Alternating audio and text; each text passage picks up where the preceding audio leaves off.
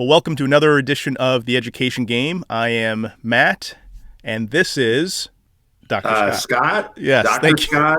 I was waiting. What are we going with today? Waiting for you to define how you're going to introduce yourself. All right. So, listen. Of all the interviews we've had so far, Scott, this is the one I'm actually most looking forward to. I had a chance to meet with a woman who has set up a learning pod, and it was profiled in the New York Times, profiled in the Houston Chronicle. She lives not far from where I live, and it's called the Black Girl Magic School Learning Pod. And so her name is Amaka. Let me bring her on real quick. Welcome, Amaka, to the Education Game. Welcome to you all too, and thank you for having me. Thank you for being here. So let me grab my newspaper because I have been showing this to all of our viewers. This was the Chronicle that profiled the Black Girl Magic School, and again, your daughter's in there and a few other kids, and so we wanted to just, because we've talked about how important it is for parents to take leadership of their child's learning. And we want to start by just getting a sense from you, what motivated this? Are you crazy? Like, what are you thinking to do something like this? So give us your thoughts. So I guess I'll start with, am I crazy? I mean, yes, if crazy is defined by just willing to do whatever I need to do in order to make sure that I can cultivate and grow my daughter into the adult I want to give to the world. And so, I guess I may be a little crazy. I used to attend school prior to the pandemic, and they closed. And it just was not sustainable, nor realistic for me to believe that I could teach her while also serving professionally. I serve as the chief of staff for one of our district council members. Mm-hmm. And I also own a small business. It just wasn't realistic for me to believe that I could do all three of those things while also parenting her at the level that I desired to do it at. And so after the school set a couple of different reopening dates due to the pandemic, we decided, hey, we'll start Black Girl Magic School. And we hired her teacher from her actual private school. And me and the parents, we got together and we talked through what we wanted this to look like, what we wanted for our kids. And here we've been here since June. So I'd like to pick up on that because you had a proactive conversation with other parents about what you wanted to see. And again, you and I had a chance to talk last week or week before last. Tell me more about what it is you wanted to see, and do me a favor and contrast that with what you typically see in a school setting. And then I'm going to ask Scott maybe to reflect on what you're wanting and what the system of schools typically wants. So can you go ahead and start with that? Yep. So what I wanted to see, or what we desire to see in Black Girl Magic School versus what we typically see in the school environment. What we wanted to see: flexibility at its optimal level. Us being able to look at what our kids need today and look at what they need this week and be able to have a conversation with the teacher, and all of us partnering with one another on our kids' education and development, both academically, emotionally, spiritually,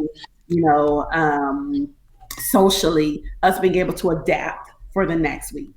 So an example I could give for that is all of our girls are also enrolled in the same dance program. This week we have extra dance practices because they have a jingle jam virtual type of recital this Saturday. Because of that, the amount of homework they may typically get is not something that is in their best interest this week. And so their teacher being able to adapt that accordingly based on what we're dealing with this week, so that we can meet the needs of our kids and make sure that they continue to not experience stress at a level that they shouldn't have to at 3 and 4 years old. Hmm. Um, and so, what do we typically see? And not that, I mean, I loved her school, right? But of course, I love this more. But what we typically see being part of a system, being part of a system that has to have pretty strict or policies that are not flexible in order to be able to control Hmm. and have normalcy for and limit chaos for the teachers and the students, Hmm. right? So we see this is the time they have recess at, and this is the time it ends because there may be another class that needs to use the playground. Right. But at Black Girl Magic School, this is the time they have recess and they're having a good time and they're doing imaginary play and they're pretending to be the teachers and they are the weather happens to just get better in a matter of those 15 minutes and they say, can we play more? They can play more because we don't have to be within a system and the normalcy of it ends at this time so they can stay on schedule for XYZ. All right. I'm going to stop you there. I'm going to ask Scott to give his impressions or maybe talk through your impressions as, again, a steeped educational expert of what she just said. What's the likelihood of that actually showing up in an educational setting? Give me your reactions to that, Scott. Well, Matt, I'm just shocked that the first thing that was brought up was the lack of flexibility within the public school system. That's a shock to me. Yeah. I'm being totally sarcastic. Yeah. So the system is totally inflexible.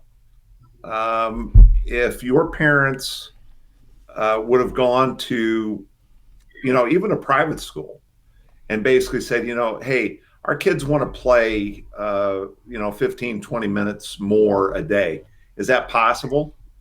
Well, you can just see the look on the principal's face. If I do that for these kids, what's the other demand that's going to happen? And come into my office. Then I'm going to have to, think about giving those parents that demand. And yeah, so the other thing that really resonated with me was your story about dance. So these young ladies have a very important performance coming up. It's very important to them.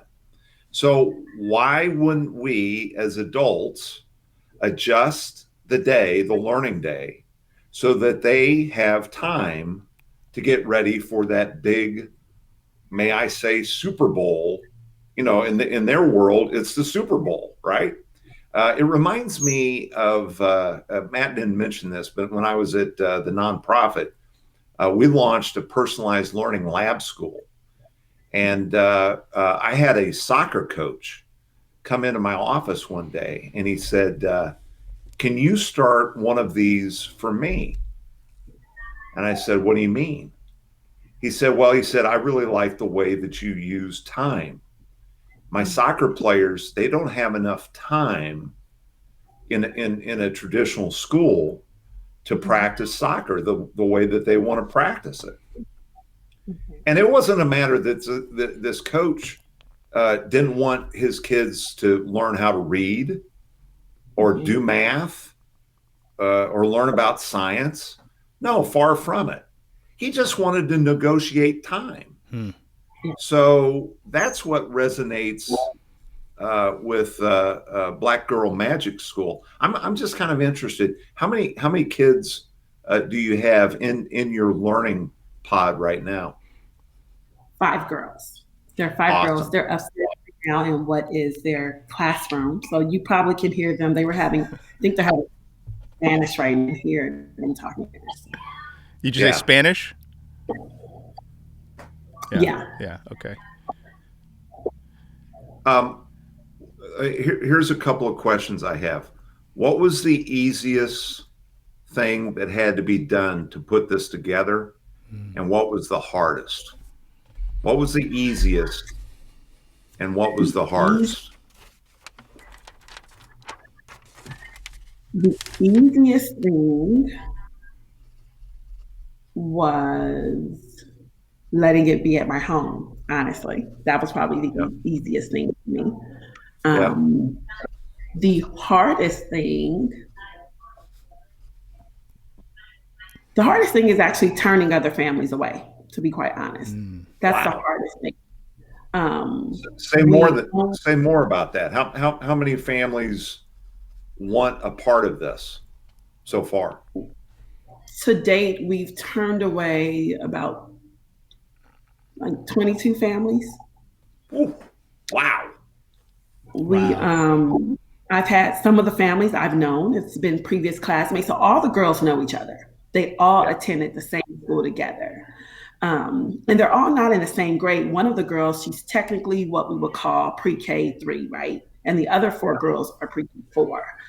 Um, so we've turned away other classmates of theirs or schoolmates of theirs from their previous school. We've turned away some neighbors. We've turned away some of our personal family friends.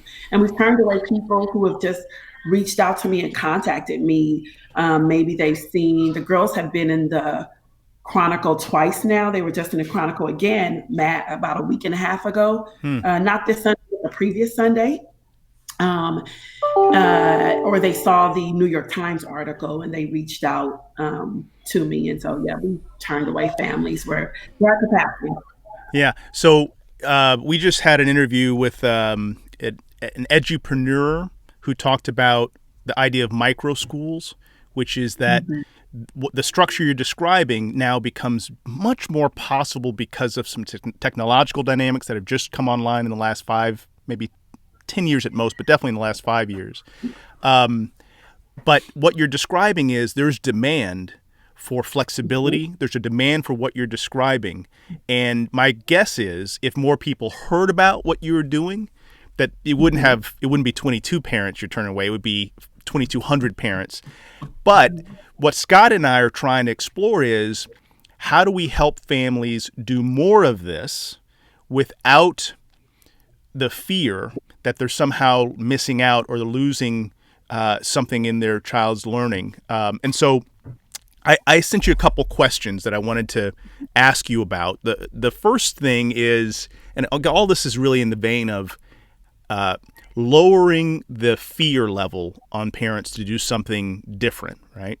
So the first question is, what are the top 2 things you've learned about your child's learning during your learning pod structure? I have learned that she thrives with the right balance of flexibility and autonomy and also structure. So there's some parts of her learning that she really needs to be really structured, and there are other parts that she needs to be able to just be free to do and learn it however suits her with someone supporting her in that. Um, I've also learned that, I mean, I knew she was smart. I've learned that like she's impeccably brilliant. And while I think I'm already doing a good job of cultivating her learning, there are things that I haven't been cultivating because I just hadn't thought of it. So around like her ability to like advocate for herself, or her desire to want to be of service to others, um, and to really hone in on her desire to choose kindness. Um, and so those are things that like I just wouldn't have known because I don't interact with her at school in the school setting on a day-to-day basis. But because school is in my home and I work in my home due to the pandemic, and it's my home, so like we already had like nanny cams and things like that from when she was a baby, and so I'm able to watch it, and I'm like, oh wow, I didn't know that. Like, or oh, I didn't know that she likes to boss people. Like she wants to be the teacher during imaginary play. So lots of different things that I've learned. I've learned that she loves excellence. She's Mm. addicted to excellence. And by watching how addicted she is to excellence, it's become important to me to make sure that I am teaching her to grant herself grace, if that makes sense. So example, they're 3 and 4, but they do like a spelling test. They learn like I think 5 or 6 sight words a week. And she one week she got one wrong, and she was like, "Mommy, I got it wrong," and like burst into tears. And I was like, "It's okay. When you get something wrong, that's your way of learning what you need to learn. So like that's a cool thing because it lets you know these are the things I don't know, and now you have something you can practice." And Let so me she's like, "Oh, let me pause you, Scott. What would happen in a school setting if a child got what is that, 20% wrong on a test? She'd get a B, Yeah. right? Um, and Matt and I were just talking about this yesterday. That so like in school, the test happens, and then the kid gets the grade, and then usually what happens is the teacher in the class moves on. I'm guessing in your learning world, um, whatever they're missing, there's always tomorrow to work on that, right? What you don't get today, you're going to get tomorrow. mhm, That doesn't happen inside of the traditional system very often. What yeah, oftentimes happens is there's a pacing guide that the teacher feels as though they have to follow, and they're going to follow the pacing guide, right? They're going to yeah, move on, and now all of a sudden, whether it's your daughter or another child, they haven't learned that word or that set of words, and that's not built into their learning plan. Um, mhm, the other thing that I just kind of smiled about was, isn't it funny when you take kids out of traditional school space, how grades and ages don't matter so much, right? not Because it. what happens is we realize, just like the adult world, that we are all on different development tracks, right? Yes. It's a beautiful it's beautiful, right? It's a great thing, the way in which the teacher and us as parents are able to differentiate for our children is amazing. 5 girls, 2 of them may be on like a first grade, emerging first grade or middle first grade level. 2 of them are on a emerging kindergarten level. One is on a pre-K level. When you look at them, when I say a spelling test, my daughter's taking a spelling test on Friday. All 5 kids are not taking a spelling test. Someone may have a handwriting test that she's taking because she's practicing how to be able to write her letters and her numbers. Someone else may be taking a sentence structure test. And so it's 5 of them. And by having this small micro school setting, the teacher's able to differentiate on a level that you could only honestly dream of. When I watch them do math, they often kick me out of school. I know it's my home. I'll like sneak upstairs and like take videos and pictures. They're like, "Miss Amaka, you don't go to school here." I'm like, in my head, it's out. But I sneak up there. It's so much joy to see them learning. And when you see them doing their math, you'll see one student is working on, knowing her numbers, being able to count from 100, 1 to 100. Another student is working on being able to add numbers from 1 to 5. Another student may be working on being able to add numbers 1 through 10. 2 other students may be working on being able to add numbers 1 through 20 and being able to do it without using math manipulative tools. And so it is amazing. And they're all sitting at the table doing math at their level, not feeling like they have to compete with one another or that they have to be at the same level. It's like, yes, this is your level right here. And we are so proud of you for being at this level. And this is your level. And we're so proud of you. And we're all supporting one another. So it's such a cool thing to see. It's like really Wow. cool. Although they keep me Yeah, out. everyone's working on their own work, which is Exactly. another big difference from traditional school space. And that Exactly. is everyone's working on, for the most part, the same work. And therefore, what happens, as you pointed out, there is peer judgment. So if I'm struggling and I'm sitting beside you and you're looking at me, then all of a sudden at the bathroom break, um, there is, or there can be, some Mhm. sort of not so nice judgment, on behalf of two kids interacting. But that's a beautiful thing of personalized work, right? Exactly. You're working on your stuff, I'm working on mine. And It's your your stuff, and it's my stuff, right? So I'm kind of interested. How long has Black Girl Magic School been operating? Did you start in the fall? in June. We In started in June? June. Yeah. Yeah, yeah. And And we and looked different in June too. yeah, when you close your eyes and you Mhm. kind of vision out, what do you think this looks like, let's say a year from now? That's a really good question. Matt didn't send you that question, did he? Not, And I um, told you to send her that question. you know, I don't know, right? Like I as we're preparing, my daughter's name is Ure, as we're preparing her for kindergarten and we're wondering where are we going to send her, we're also asking ourselves, why do we have to send her anywhere, right? Right. Because where she's going is something that we could never recreate. And where can we send her where she will get her needs met at this level, right? Yes. Um, I know for sure when I look up and I see 2021, Black Girl Magic School is right here. Um, I had someone send me a message this morning saying, hey, you should apply for this $25,000 grant so you can expand Black Girl Magic School. And so the pressure is there, right? I know that what we have going is a great thing. We are immeasurably blessed to be able to do this for our five girls. And the thought of it ending scares me. And the thought of it continuing also scares me because it's like, wow, how do we end this?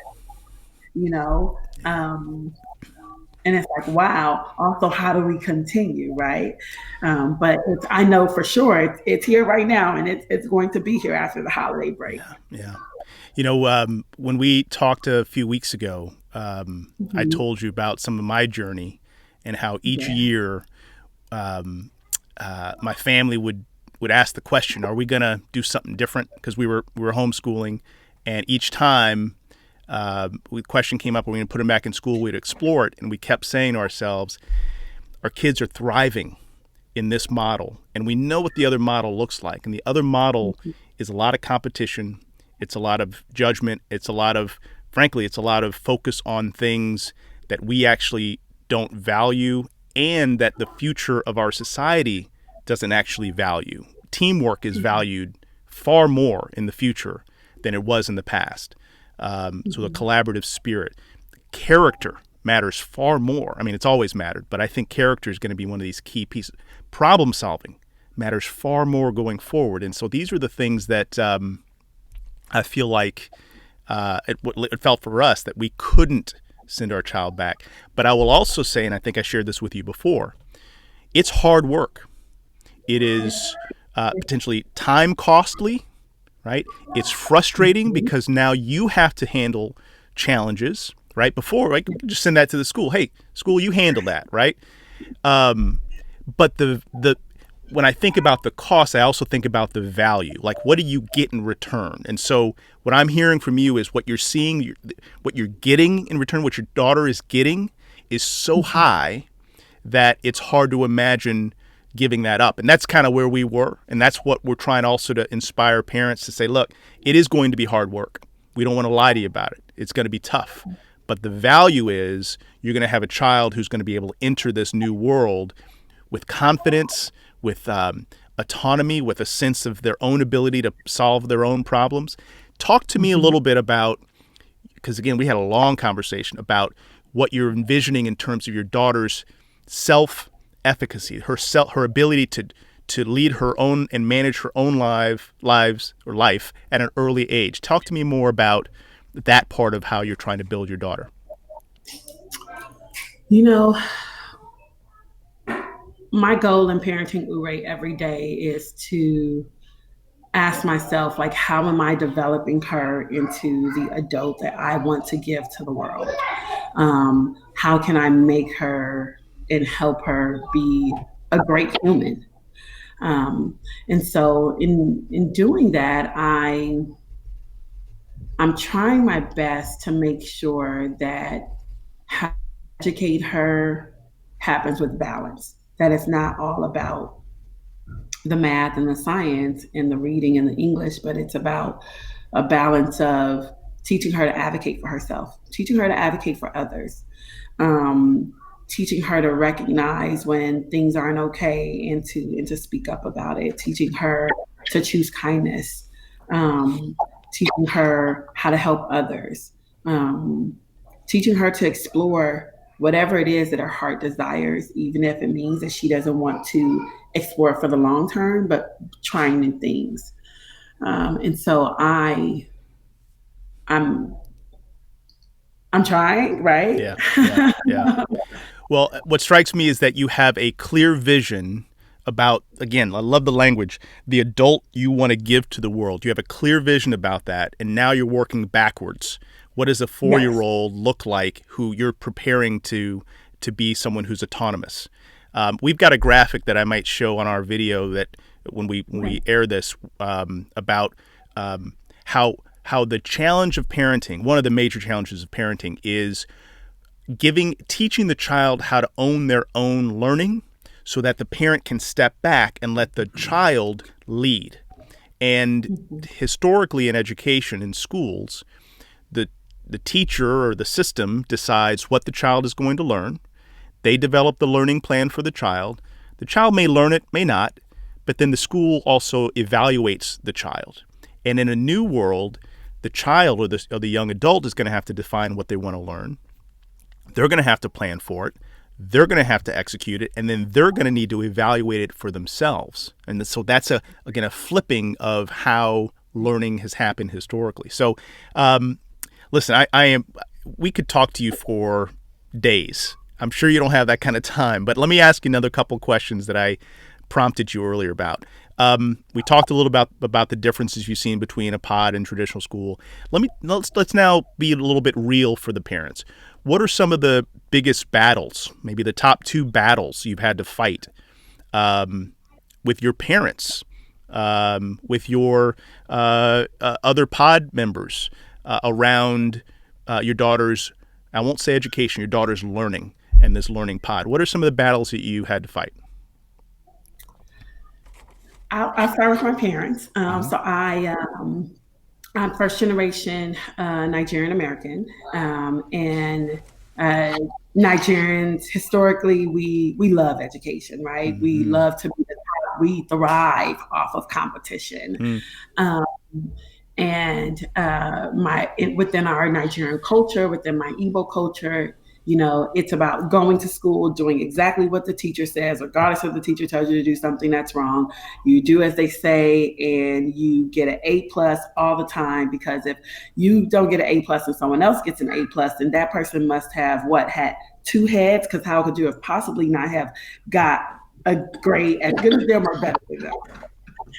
So Right. I'm so serious. I'm so serious. I remember getting an A, and my mom would be like, "Did anybody get an A+?" And I'm like, "Yeah, 2 people." She's like, "Do they have 2 heads? They have 2 heads?" And I'm like, "No, they have 1, but they got an A+." So, um, for me, it's been about reminding my parents that, although I'm very grateful for the way in which they groomed us. I went to Berkeley for undergrad. I went to University of Chicago for grad school. I went to NYU for my second master's. I am taking the things that I believe they did well, and the things that I believe that I don't think they did so well, but I still turned out well. And being able to focus on parenting from a perspective of being a conscious and nurturing parent Mm, and meeting mm, the needs of my child versus forcing her into a construct or a culture that I feel that she must now adjust to. mm, Um, I don't want her spending her life adjusting to others. I want her spending her life trying to help people embrace her as she is, and her being and knowing that she doesn't have to compete with everyone and be the best at every single thing. She just has to be the best her, mm, right? So give me your best versus you having to be the best. There's that's totally different. And within the culture, you must be the best at any cost. And for me, I'm teaching her, do your best. If you did your best, that's all mommy wants. yeah. And so my parents are, they're they struggle with it. They struggle with it. You know, they struggle. That's the best that I'll Yeah. say. Yeah. It's, They struggle, but they also are learning from it mm, because they see their granddaughter and they're like, oh, wow, okay.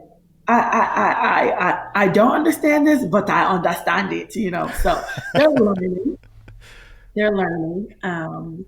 And she's teaching them too, something that within the context of our culture, kids can't do. mm, Kids don't teach adults in Nigerian culture.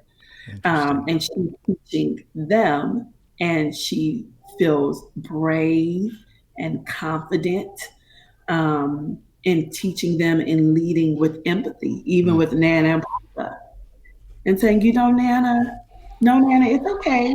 It's okay, Nana, that I didn't know that word in the book. It's okay because that's something I can now learn. mm, And that's not Nigerian culture. Like, you don't know the word, okay, you're going to repeat this word, and you're going to write it 1,000 times until you know it. right. And that's not how I'm raising her. Wow. What I'm hearing is you are producing a leader of character. And that is in short supply in our day and age, it seems, right now. So focusing on the things that matter, which is learning, not responding to a sense of shame when you miss or make an error.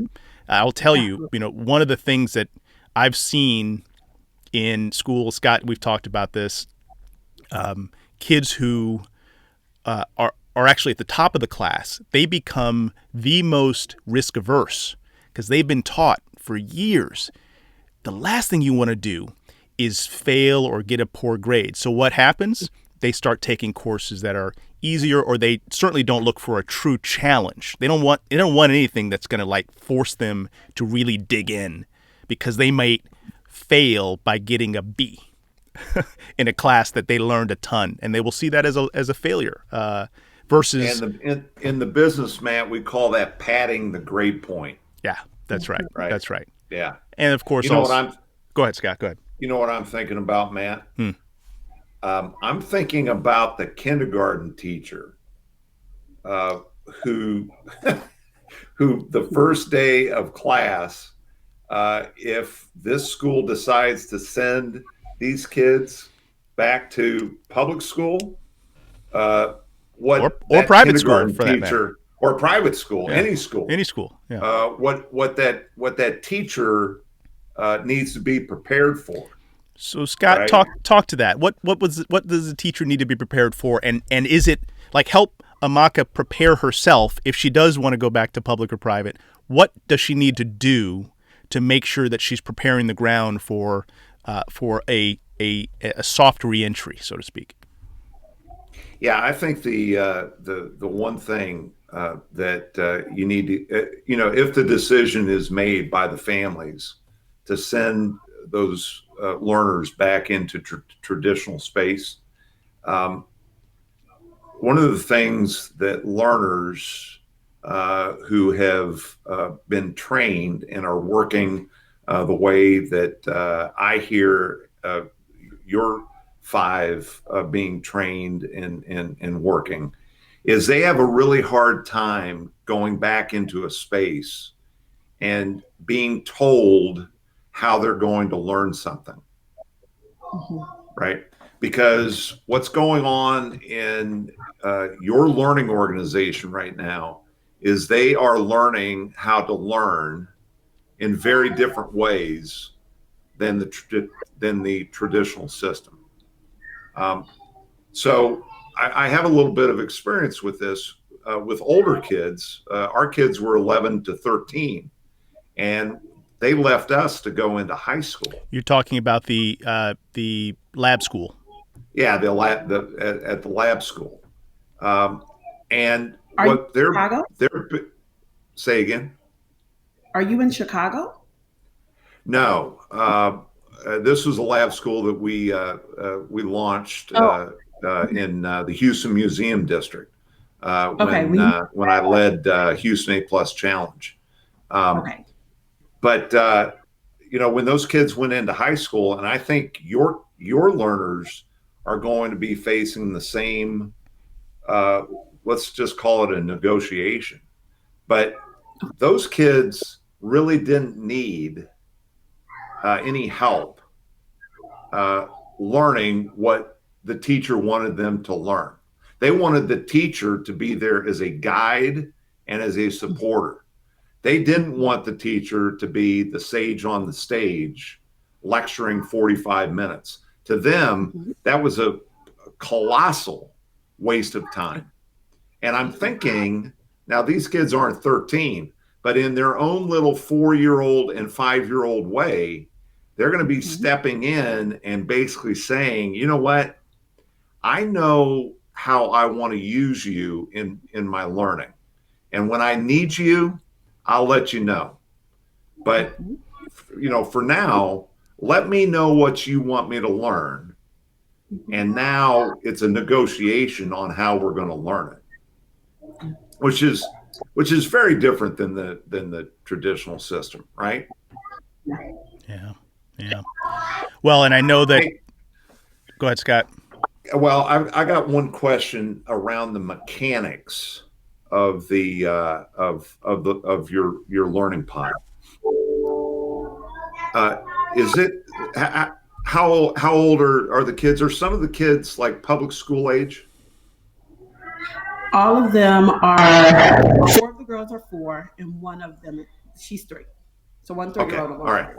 And 4-year-olds. So yeah, so they would be maybe in the traditional system in pre-K, Yes. right? Okay, here's a question that I've been dying to ask someone like you.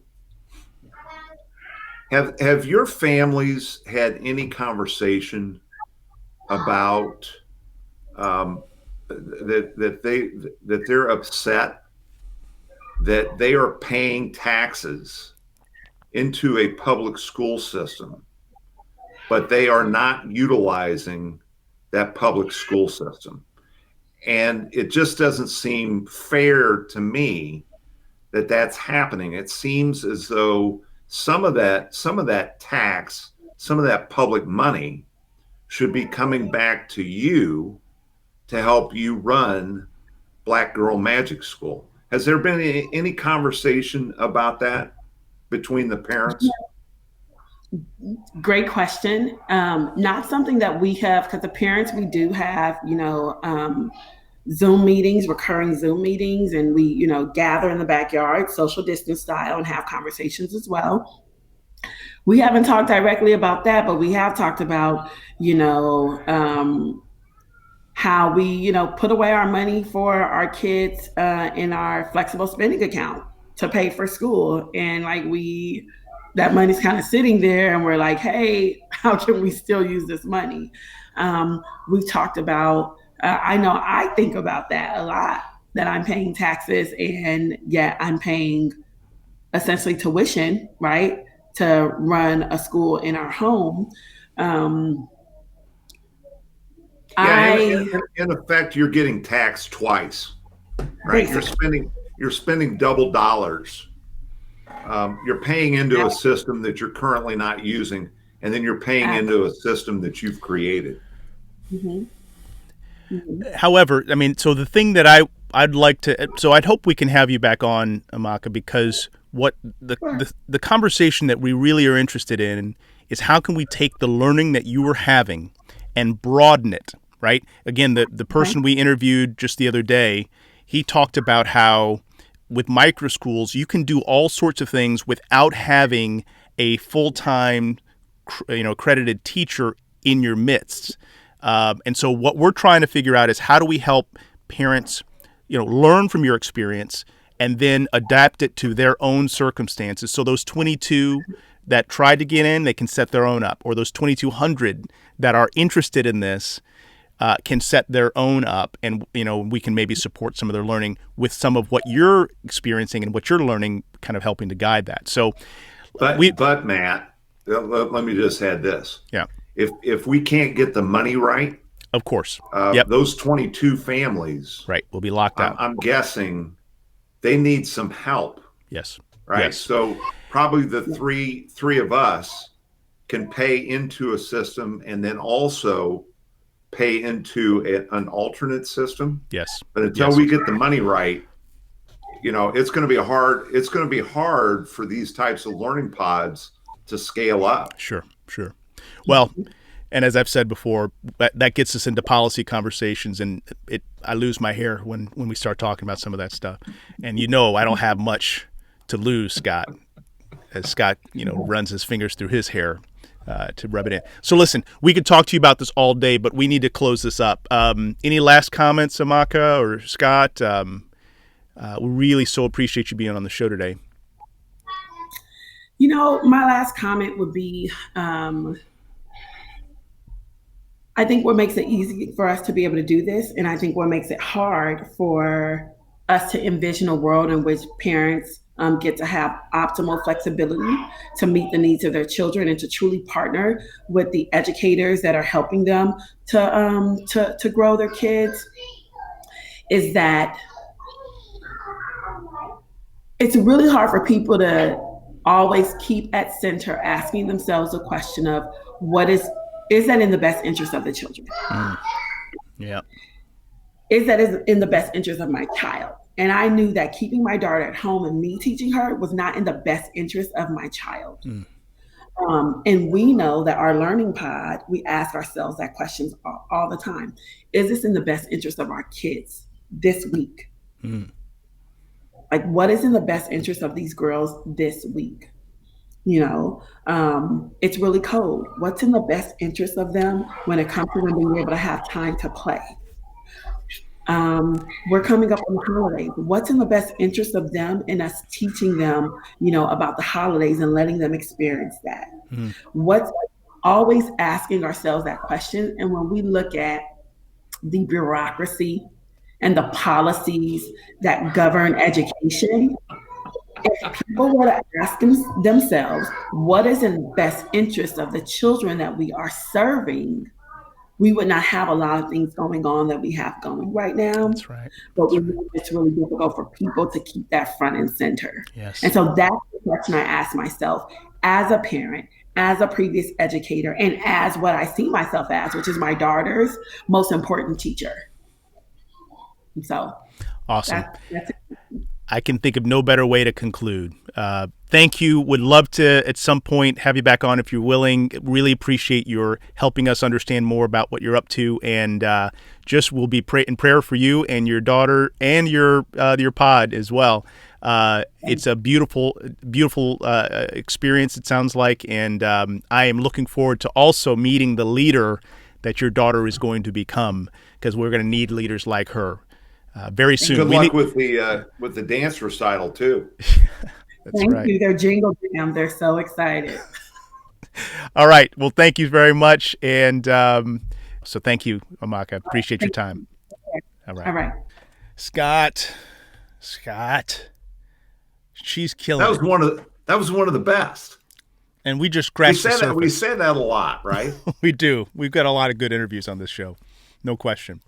But this one, yeah, pretty good stuff. Give me your takeaway, Scott, and then I'll give you some of mine. Well, you know what? I just hear from so many parents, oh, this is just such hard work. Just it's really, really hard work. You know what, man? here's an example of 5 families who got together and basically said, you know what we got going on with our little girls in the traditional system, I think it was even a private school, it's not working for us. 5 families figured it out. And I dare say that in a year, those families are going to be hard pressed to take those little girls back into the traditional teaching and learning system. Yeah. Yeah. But here's the other thing I thought about. You know, if we were having this conversation in 1820, well, first of all, we wouldn't be, Yeah, I wouldn't be having a conversation with you, zooming. Right, exactly. We'd be writing letters, and then, a month later, well, that's, I'd get a response. Yeah. But play along here. All right, I'll play along. In 1820, this is how people figured out how to get their kids learned up. Ready for adulthood. Right? There was no public school system. Yeah. There was no, hey, let's just put them on the bus and send them down to these places called schools. Yeah. That didn't come around, for at least some Americans until 1840. Most Americans much later. Right. So, like, if people and like really smart people came out of the 19th century. So I guess my question is, I think we have to be a little careful that we don't think we are so advanced that we look down on this black girl magic school. Right? Yeah. They're figuring stuff out, and good for them. And I wish them the total best. Absolutely. Yeah. So, Scott, I mean, you mentioned the 1820, but it's really since the beginning of recorded time that families and communities were figuring out how to get their kids ready for the adult world. I mean, that's normal. And so it's kind of interesting that there's a 100-year, 150-year gap where we turn that responsibility over to institutions, and now it looks like it's moving back. And I think that's a good thing, to your point. Now you also said that this is not that hard. I'm going to challenge you on that. But the way I'm going to challenge you is by saying you're going to pay a cost in the education of your child. One way or the other, you're going to pay a cost. That cost can come on the front end or it can come on the back end. And a lot of parents, and we've talked about this, a lot of parents call me with their 14-year-old son or daughter who's going left, going off the rails, and they're like, hey, help me. Can you help? My child doesn't like school. He's dropping out. He's failing his classes, blah, blah, blah, blah. I'm like, look, you paid or you invested in a system that this is the outcome that you're likely to get. So you shouldn't be that surprised. So now that my mom that calls me when they have a 14-year-old or 16-year-old, that mom is now looking at the next 25, 30 years, maybe longer, of paying a cost. Now, Amaka, she's paying the cost on the front end. She's making sure that she's got a vision of where she wants her child to be, and she is working backwards to make sure that at age 4, that child is learning independence, autonomy, character, problem solving, right? And so when Amaka's daughter reaches 14, Amaka can step back and say, "Hey, girl, you got it. I'm out." Right? You run your show. Probably earlier than that. That's maybe right. Earlier. But you run your show. I'll be here to support and coach you, but you got this. I've trained you up. Now roll. And again, every parent's going to have to play a cost. So it's not that it's easy to do. It's when you're going to invest your time. And invest is the right word, by the way. You invest it when you start early and try to, make sure you overcome barriers and problems that most parents only see too late. And then the last part I will say to that is a quote that I don't know where this came from, so I guess I'll just say I came up with it. And the quote is, "Anything of value costs, and there is nothing more valuable than raising a caring, competent adult. So there's going to be a cost involved." And again, I'm just so pleased that Amaka was on the show to help us get a sense and help other folks listening get a sense of what is possible and how micro schools now are dropping the cost of some of this work. I mean, this is really amazing.